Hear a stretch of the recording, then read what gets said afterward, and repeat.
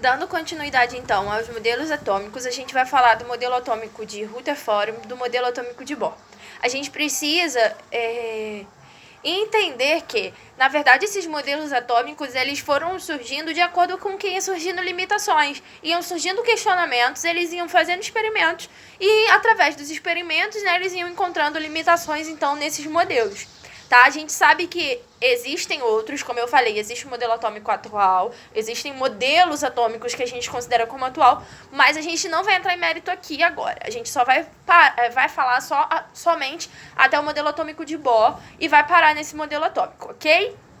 Então, a gente precisa entender o modelo atômico de Dalton, Thomson, Rutherford e Bohr. Basicamente, esses 4 modelos atômicos que a gente precisa entender.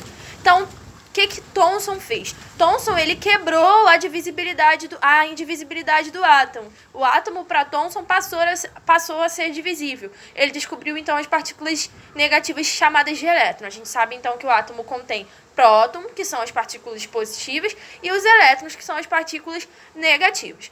E aí, o que Rutherford fez? Rutherford pensou, vou fazer um experimento, vou ver se realmente essas partículas negativas elas estão incrustadas nessa bola positiva, como Thomson disse. E aí ele colocou esse átomo em contato com as partículas alfa, que é uma partícula extremamente pesada, não tem um poder de penetração alto, tá? Tem baixo poder de penetração. Uma folha de papel consegue parar essa partícula. E aí, quando ele colocou esse átomo em contato com essas partículas, ele percebeu que, na verdade, boa parte dessas partículas passaram. E aí ele viu que o átomo, então, era composto de um grande vazio. E aí, esse vazio, ele chamou de eletrosfera. Então, Rutherford descobriu a eletrosfera. Ele descobriu que, na verdade, aquele átomo possuía um núcleo muito pequeno e que grande vazio, né, era o que ele chamava então de eletrosfera. E aí ele viu que esses elétrons, que eram essas partículas negativas, estavam circulando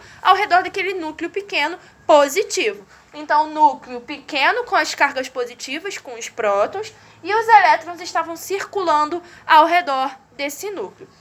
E aí esse sistema ficou conhecido como sistema solar. Como se o núcleo fosse o Sol, né, e os planetas fossem os elétrons que estavam circulando ao redor.